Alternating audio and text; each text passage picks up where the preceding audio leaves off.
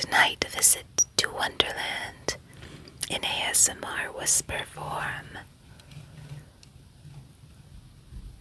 I hope you enjoy these whispers in the gloaming, because this one's going to be quite fun. Chapter 1, Down the Rabbit Hole. Alice was beginning to get very tired of sitting by her sister on the bank and of having nothing to do. Once or twice she had peeped into the book her sister was reading, but it had no pictures or conversations in it. And what is the use of a book, thought Alice, without pictures or conversations?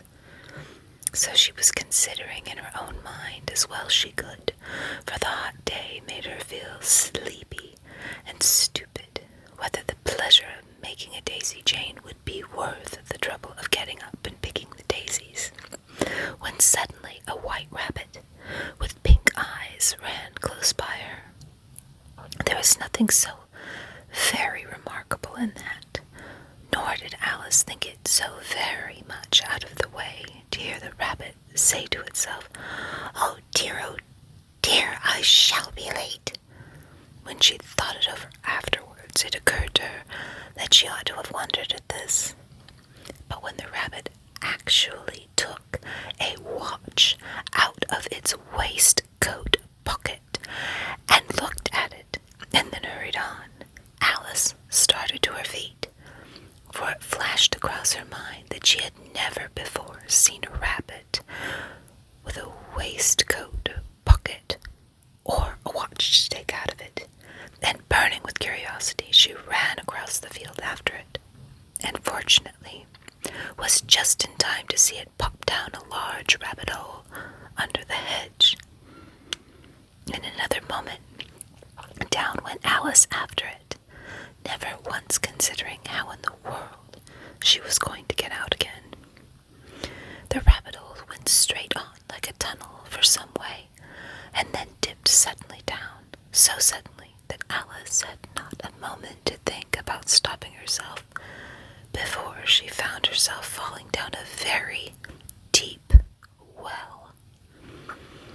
Well, either the well was very deep, or she fell very slowly, for she had plenty of time as she went down to look about her and wonder what was going to happen next.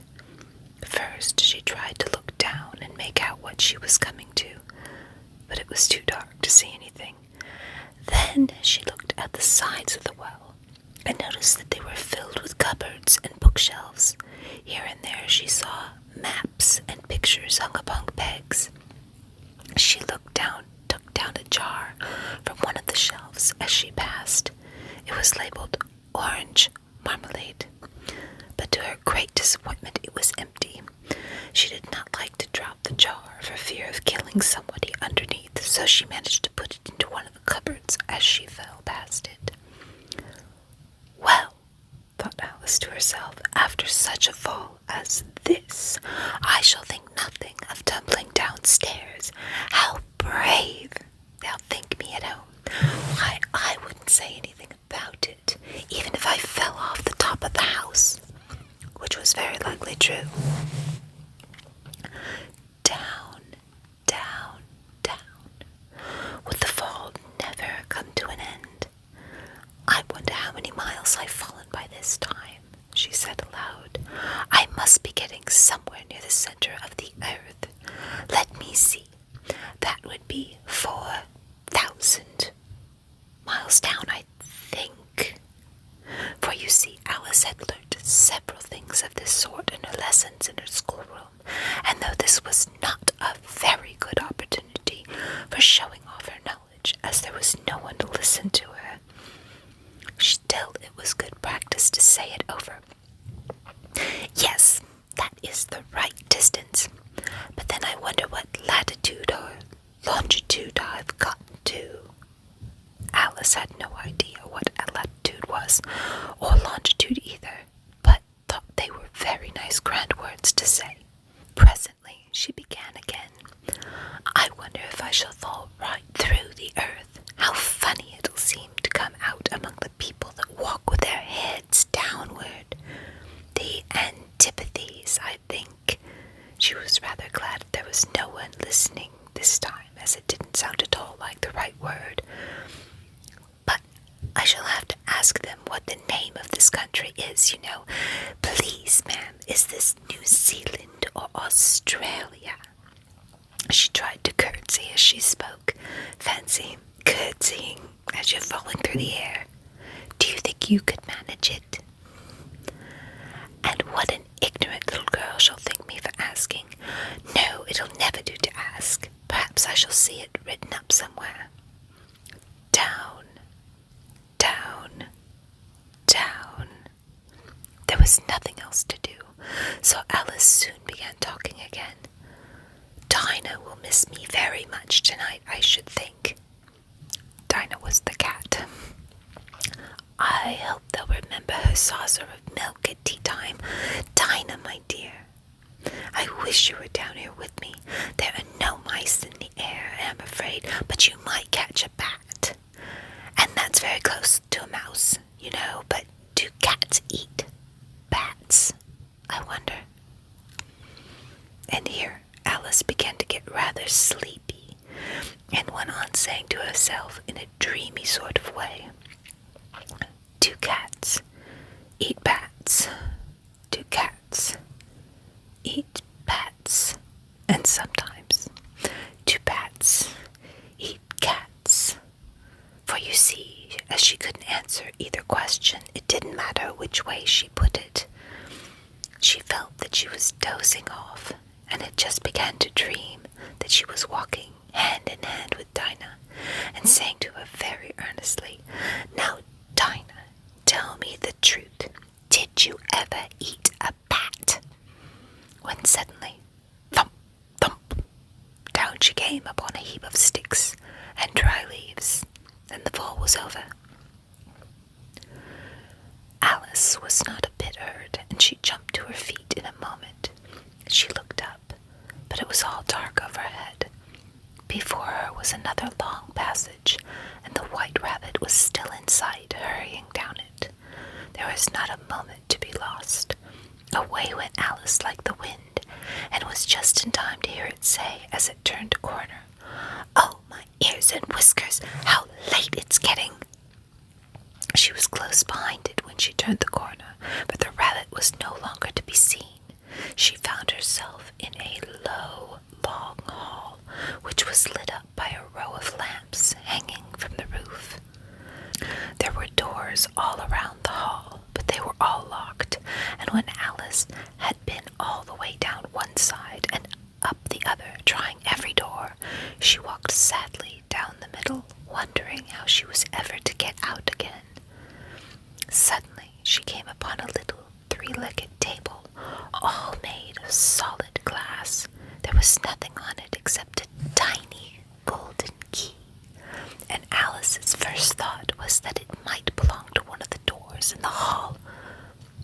But alas, either the locks were too large or the key was too small, but at any rate it would not open any of them. However, on the second time around, she came upon a low curtain she had not noticed before, and behind it was a little door about 15 inches high. She tried the little golden key in the lock, and to her great delight, it fitted.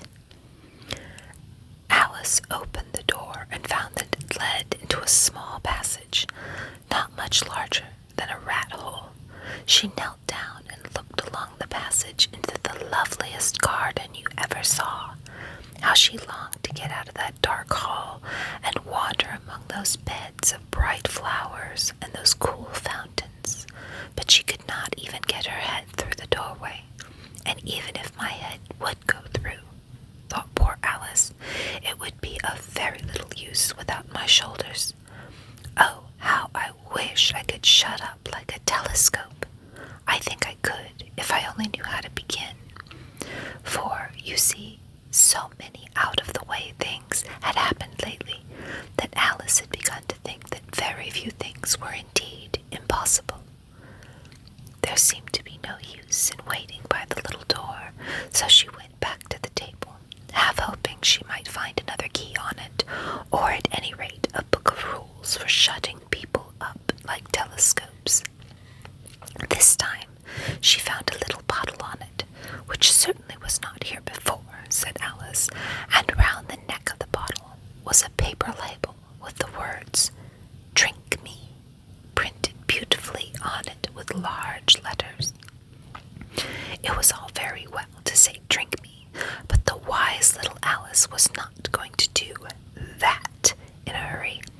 "No, I will look first," she said, "and see whether it's marked poison or not," for she had read several nice little histories about children who had gotten burnt and eaten up by wild beasts and other unpleasant things, all because they would not remember the simple rules their friends had taught them, such as that a red-hot poker will burn you if you hold it too long, and that if you cut your finger very deeply with a knife, it usually bleeds. And she had never forgotten that if you drink much from a bottle marked poison, it is almost certain to disagree with you sooner or later. However, this bottle was not marked poison, so Alice ventured to taste it, and finding it very nice, it had, in fact, a sort of mixed flavor of cherry tart, pineapple, roast turkey, toffee, and hot buttered toast. She very soon finished it off. "What a curious feeling," said Alice. "I must be shutting up like a telescope." And so it was indeed. She was now only 10 inches high, and her face brightened up at the thought that she was now the right size for going through the little door into that lovely garden. First, however, she waited for a few minutes to see if she was going to shrink any further. She felt a little nervous about this, for it might end, you know, said Alice to herself, in my going out altogether, like a candle. I wonder what I should be like then. And she tried to fancy what the flame of a candle is like after the candle is blown out, for she could not remember ever having seen such a thing. After a while, finding that nothing more happened, she decided on going into the garden at once. But alas, for poor Alice, when she got to the door, she found she had forgotten the little golden key, and when she went back to the table for it, she found she could not possibly reach it. She could see it quite plainly through the glass, and she tried her best to climb up one of the legs of the table, but it was too slippery. And when she had tired herself out with trying, the poor little thing sat down and cried. "Come, there's no use crying like that," said Alice to herself, rather sharply. "I advise you to leave off this minute." She generally gave herself very good advice, though she seldom followed it, and sometimes she scolded herself so severely as to bring tears into her eyes, and once she remembered trying to box her own ears for having cheated herself in a game of croquet that she was playing against herself, for this curious child was very fond of pretending to be two people. "But it's no use now," thought poor Alice, "to pretend to be two people. Why, there's hardly enough of me left to make one respectable person." Soon her eye fell on a little glass box that was lying under the table. She opened it and found in it a very small cake, on which the words "Eat me" were beautifully marked in currants. "Well," thought I'll eat it," said Alice, "and if it makes me grow larger, I can reach the key, and if it makes me grow smaller, I can creep under the door. So either way, I'll get into the garden, and I don't care which happens." She ate a little bit and said anxiously to herself, "Which way? Which way?" holding her hand on the top of her head to feel which way it was growing. And she was quite find that she remained the same size. To be sure, this generally happens when one eats cake, but Alice had got so much into the way of expecting nothing but out-of-the-way things to happen that it seemed quite dull and stupid for life to go on in the common way. So she set to work, and very soon finished off the cake. Chapter 2. The Pool of Tears. "Curiouser and curiouser," cried Alice. She was so much surprised that for a moment she quite forgot how to speak good English. "Now I'm opening out like the largest telescope that ever was. Goodbye, feet." For when she looked down at her height, they seemed to be almost out of sight, they were getting so far off. "Oh, my poor little feet. I wonder who'll put your shoes and stockings for you now, dears. I'm sure I shan't be able. I shall be a great deal too far off to trouble myself about you. You must manage the best way you can. But I must be kind to them," thought Alice, "or perhaps they won't walk the way I want them to. Let me see. I will get them a new pair of boots every Christmas." And she went on planning to herself how she would manage it. "They must go by the carrier," she thought, "and how funny it'll seem sending presents to one's own feet. And how odd the directions will look. Alice's right foot, Esquire. Hearthrug, near the fender, with Alice's love." "Oh dear, what nonsense I'm talking." Just then her head struck against the roof of the hall. In fact, she was now more than 9 feet high, and she at once took up the little golden key and hurried off to the garden door. Poor Alice! It was as much as she could do, lying down on one side, to look through into the garden with one eye, but to get through was more hopeless than ever. She sat down and began to cry again. "You ought to be ashamed of yourself," said Alice. "A great girl like you, crying in this way. Stop this moment, I tell you." But she went on, all the same, shedding gallons of tears, until there was a large pool all around her, about 4 inches deep and reaching half down the hall. After a time she heard a little pattering of feet in the distance, and as she hastily dried her eyes to see what was coming, it was the White Rabbit, returning, splendidly dressed, with a pair of white kid gloves in one hand and a large fan in the other. He came trotting along in such a great hurry, muttering to himself as he came, "Oh, the Duchess, the Duchess! Oh, won't she be savage if I kept her waiting?" Alice felt so desperate that she was ready to ask the help of anyone. So when the rabbit came near her, she began in a low, timid voice, "If you please, sir." The rabbit started violently, dropping the white kid gloves and the fan, and scurried away into the darkness as hard as he could go. Alice took up the fan and the gloves, and as the hall was very hot, she kept fanning herself all the time as she went on talking. "Dear, dear, how queer everything is today. And yesterday things went off as usual. I wonder if I've been changed in the night. Let me think. Was I almost the same when I got up this morning? I almost think I can remember feeling a little different. But if I'm not the same, the next question is, who in the world am I? And that's the great puzzle." And she began thinking over all the children that she knew that were of the same age as herself, to see if she could have been changed for any of them. "I'm sure I'm not Ada," she said, "for her hair goes in such long ringlets, and mine doesn't go in ringlets at all.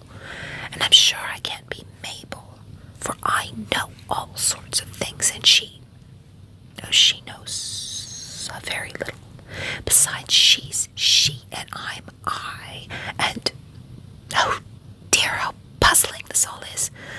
I'll try if used to know. Let me see. 4 times 5 is 12, and 4 times 6 is 13, and 4 times 7 is... Oh dear, I shall never get to 20 at that rate. However, the multiplication table does not signify. Let's try geography. London is the capital of Paris, and Paris is the capital of Rome, and Rome... But no, that's all wrong. I'm certain I must have been changed for Mabel. I'll try and say, how doth the little... And she crossed her hands on her lap as if she were saying her lessons, and began to repeat it, but her voice sounded hoarse and strange, and the words did not come out the same as they used to. How doth the little crocodile improve his shining tail, and pour the waters of the Nile on every golden scale? How cheerfully he seems to grin, how neatly spread his claws, and welcomes little fishes in with the gently smiling jaws. I'm sure that's not the right words, said poor Alice, and her eyes filled with tears again as she went on. I must be Mabel after all, and I shall have to go and live in that poky little house, and have next to no toys to play with, and oh, ever so many lessons to learn. No, I have made up my mind about it. If I'm Mabel, I'm staying down here. It'll be of no use their putting their heads down and saying, come up again, dear. I shall only look up and say, who am I then? Tell me that first, and then if I like being that person, I'll come up, and if not, I'll stay down here until I'm someone else. But, oh dear, cried Alice with a sudden burst of tears, I do wish they would put their heads down. I'm so very tired of being alone down here. And as she said this, she looked down at her hands and was surprised to see that she had put on one of the rabbit's little white kid gloves while she was talking. How can that have happened? How can I have done that? She thought. I must be growing small again. She got up and went to the table to measure herself by it, and found that, as nearly as she could guess, she was now about 2 feet high, and was going on shrinking rapidly. She soon found out that the cause of this was the fan that she was holding, and she dropped it hastily just in time to avoid shrinking away altogether. That was a narrow escape, said Alice, a good deal frightened at the sudden change, but very glad to find herself still in existence. And now for the garden, and she ran with all speed back to that little door, but alas, the little door was shut again, and the little golden key was lying on the glass table as before. And things are worse than ever, thought the poor child, for I never was so small as this before, never, and I declare it's too bad that it is. As she said these words, her foot slipped, and in another moment, splash! She was up to her chin in salt water. Her first idea was that she had somehow fallen into the sea, and in that case, I can go back by railway, she said to herself. Alice had been to the seaside once in her life, and had come to the general conclusion that wherever you go on the English coast, you find a number of bathing machines by the sea, some children digging in the sand with wooden spades, and then a row of lodging houses, and behind them a railway station. However, she soon made out that she was in the pool of tears which she had wept when she was 9 feet high. I wish I hadn't cried so much, said Alice, as she swam about, trying to find her way out. I shall be punished for it now, I suppose, by being drowned in my own tears. That will be a queer thing, to be sure. However, everything is queer today. Just then she heard something splashing about in the pool a little way off, and she swam nearer to make out what it was. At first, she thought it must be a walrus or hippopotamus, but then she remembered how small she was now, and she soon made out that it was only a mouse that had slipped in like herself. Would it be of any use now, thought Alice, to speak to this mouse? Everything is so out of the way down here that I should think it likely it can talk. At any rate, there's no harm in trying. So she began. Mouse, do you know the way out of this pool? I am very tired of swimming about here. Oh, mouse.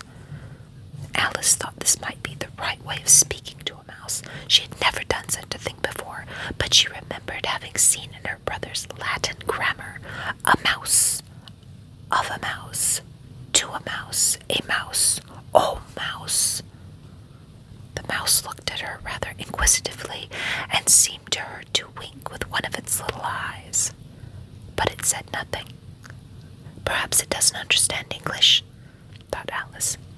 I dare say it's a French mouse, come over with William the Conqueror. For with all her knowledge of history, Alice had no very clear notion of how long ago anything had happened. So she began again. Où est ma chat? Which was the first sentence in her French lesson book. The mouse came as sudden leap out of the water and seemed to quiver all over in fright. Oh, I beg your pardon, cried Alice hastily, afraid that she had hurt the poor animal's feelings. I quite forgot that you didn't like cats. Not like cats, cried the mouse in a shrill, passionate voice.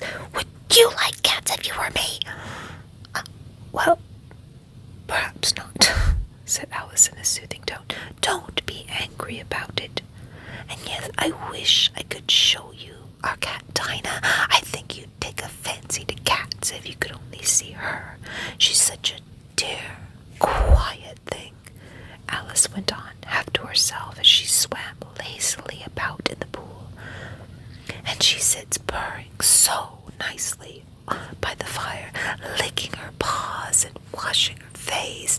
She's such a capital one for catching mice. Oh, I beg your pardon, cried Alice again, for this time the mouse was bristling all over, and she felt surely it must really be offended. We won't talk about her any more if you'd rather not. We indeed, cried the mouse, who was trembling down to the end of its tail. As if I would talk on such a subject. Our family always hated cats. Nasty, low, vulgar things. Don't let me hear that name again. I won't indeed, said Alice, in a great hurry to change the subject of conversation. Are you fond of dogs? The mouse did not answer, so Alice went on eagerly. There is such a nice little dog near our house I should love to show you. A little bright-eyed terrier, you know, with such curly, long brown hair. And it'll fetch you things when you throw in. And it'll sit up and beg for its dinner, and all sorts of things. I can't remember half of them. And it belongs to a farmer, you know, and he says it's so useful. It's worth £100. He says it kills all the rats, and oh dear, cried Alice in a sorrowful tone, I'm afraid I've offended you again. For the mouse was swimming away from her as hard as it could go, and making quite a commotion in the pool as it went. So she called softly after it, Mouse dear, do come back again, and we won't talk about cats or dogs either if you don't like them. When the mouse heard this, it turned round and swam slowly back to her. Its face was quite pale, with passion, Alice thought, and it said in a low, trembling voice, Let us get to the shore, and then I'll tell you my history, and you'll understand why it is I hate cats and dogs. It was high time to go, for the pool was getting quite crowded with the birds and animals that had fallen into it. There was a duck, and a dodo, and a lory, and an eaglet, and several other curious creatures. Alice led the way, and the whole party swam to to shore. Chapter 3. A Caucus Race and a Long Tail. There were indeed a queer-looking party that assembled on the bank. The birds with the draggled feathers, the animals with their fur clinging close to them, and all dripping wet, cross, and uncomfortable.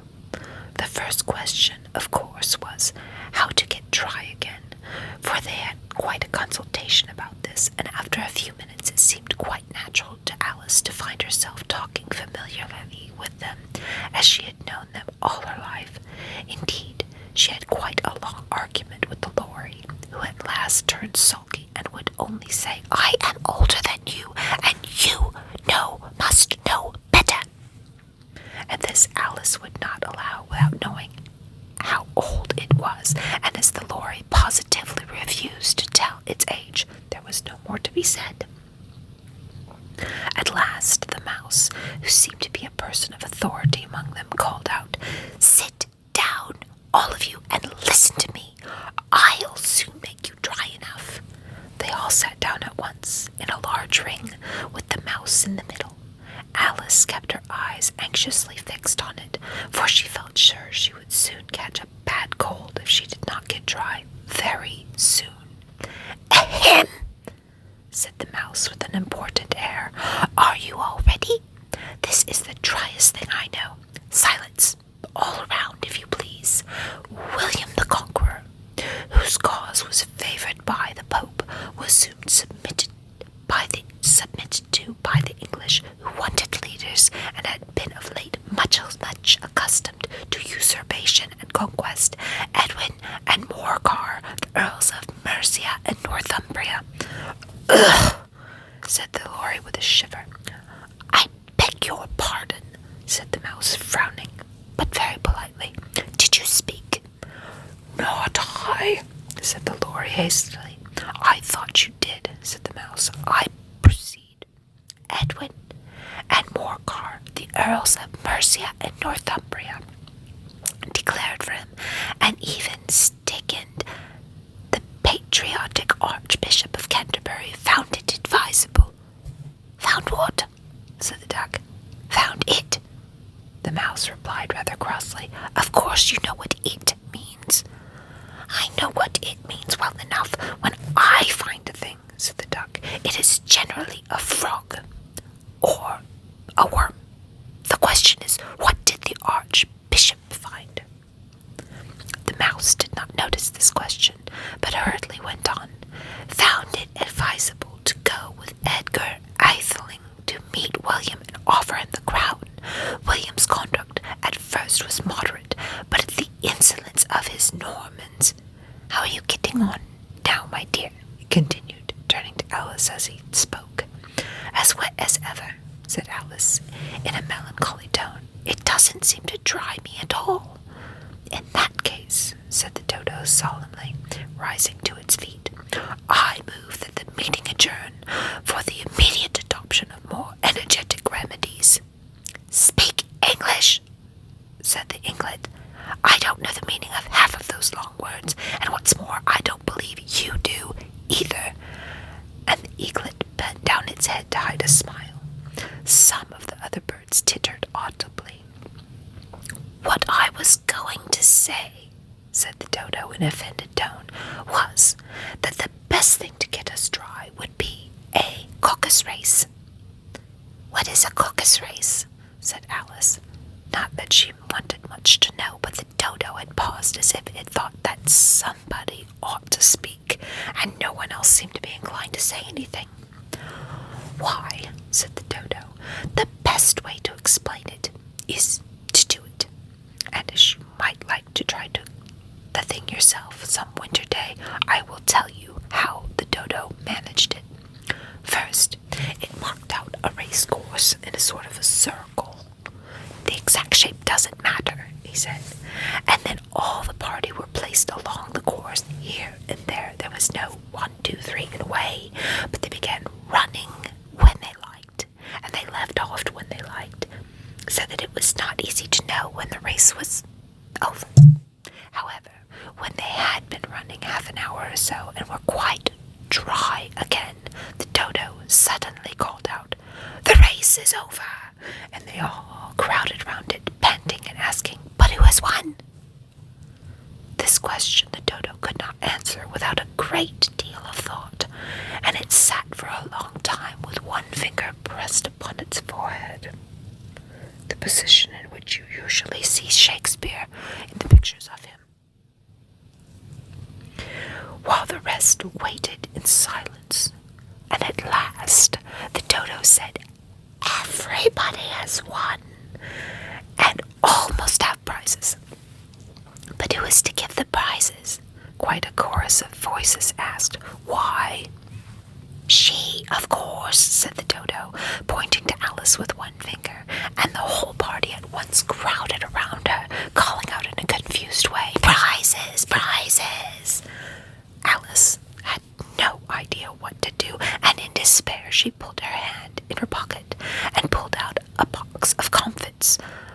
Luckily, the salt water had not gotten into it, and handed them round as prizes. There was actually exactly one piece all around.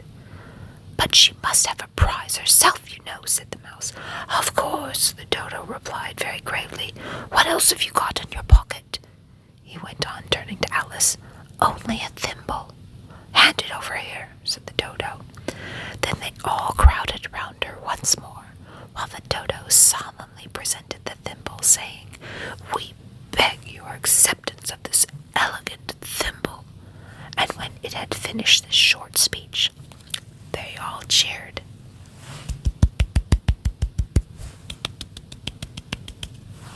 Alice thought the whole thing was very absurd, but they all looked so grave that she did not dare to laugh, and as she could not think of anything to say, she simply bowed and took the thimble, looking as solemn as she could. The next thing was to eat the Confits. This caused some noise and confusion, as the large birds complained that they could not taste theirs, and the small ones choked and had to be patted on the back. However, it was over at last, and they sat down again in the ring and begged the Mouse to tell them something more. "You promised to tell me your history, you know," said Alice, "and why it is you hate C and D," she added in a whisper, half afraid that it would be offended again. "Mine is a long and sad tale," said the Mouse, turning to Alice and sighing. "It is a long tale, certainly," said Alice, looking down with wonder at the Mouse's tail. "But why do you call it sad?" And she kept on puzzling about it while the Mouse was speaking, so that her idea of the tale was something like this. Fury said to a mouse that he met in the house, "Let us both go to law. I will prosecute you.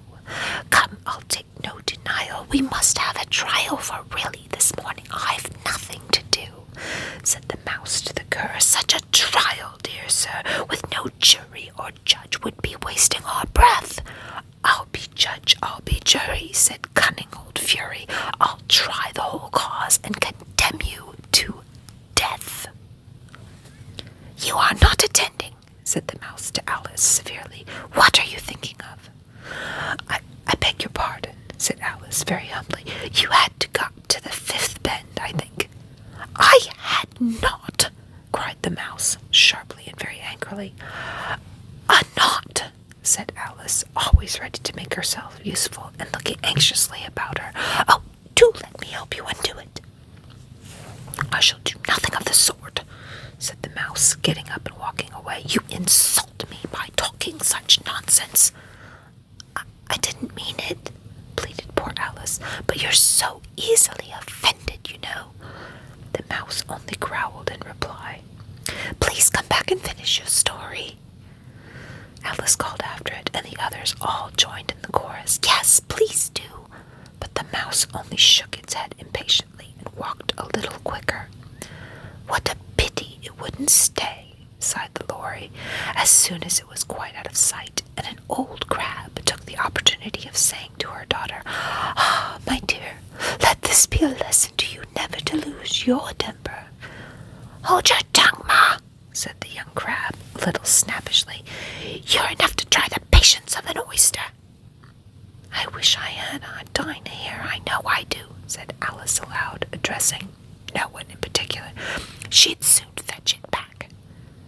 "And who is Dinah, if I might venture to ask the questions?" said the Lory. Alice replied eagerly, for she was always ready to talk about her pet.